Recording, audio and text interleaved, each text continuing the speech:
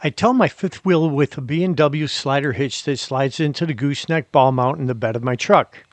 It's a great hitch and I'm glad I'm using it, but it does have one pretty big issue. Fully assembled, this hitch weighs just under 300 pounds and it's too heavy for me to lift and remove by myself. Well, I need the bed of my truck clear so I can get some lumber for a home project, so it has to come out. Don't worry, I have a system, so let's hop to it.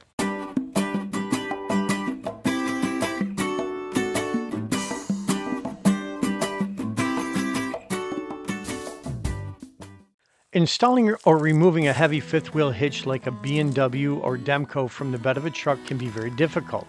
If you have someone to help you move it, then you're probably okay. If you don't, then you have to use some sort of equipment to do the lifting. Maybe you have an engine hoist or a tractor with a bucket that you can use. Well, I don't have a tractor and I don't have the room for a floor hoist, so I needed to do something else. I made this simple setup and procedure that lets me install or uninstall my companion hitch in about 20 minutes. It started with me buying an electric winch. I chose this one from a company called Yatu Into. It wasn't expensive but works quite well. I like the fact that it has a wireless remote control, which is more convenient than using a corded control.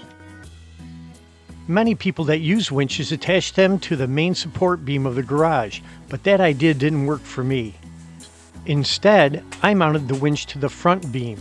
I attached the supplied I-plate to the interface of the overhead beam, and then attached the winch to it only when I need to use it. The beam is heavy duty and handles the weight of the hitch without a problem. There isn't a lot of space to fit the winch in between the garage door and the wall, so it takes a bit of work to get it latched. Now that the hitch is ready, I lower the truck's tailgate and I fold back the bed cover. This hitch is a two-piece unit. The head mount is separate and weighs a manageable 75 pounds. So I pull the mount pins, remove it off the base, and then I just set it off to the side.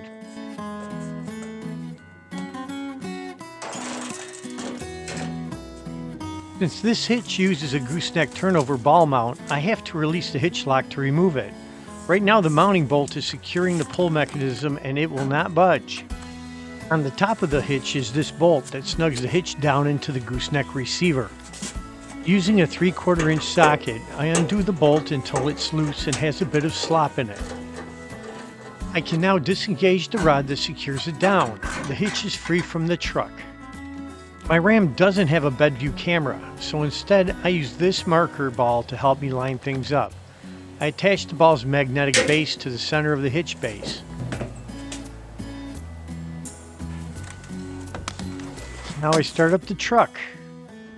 I carefully align and back up the truck until the ball comes in contact with the winch's hook.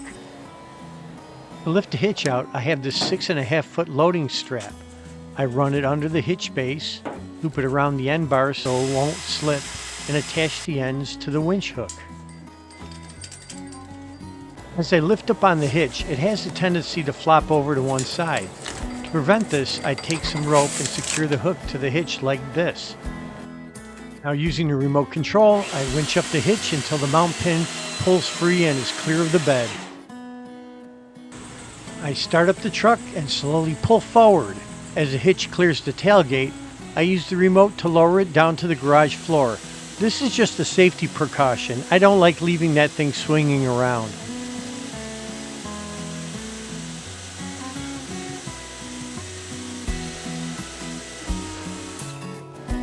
I don't store this hitch in my garage. It would be in the way sitting here, so I have a storage spot out back. To move this thing around, I bought this heavy-duty lawn cart from Harbor Freight. I made the support rack for it out of 2x8 lumber. Without it, the gooseneck mount would just cause the hitch to tilt to the side. I winched the hitch back off the floor. I roll the cart under it and align it over the rack. Using the remote control, it's easy to lower it down on the cart. Now I untie the rope and disconnect and remove the loading strap.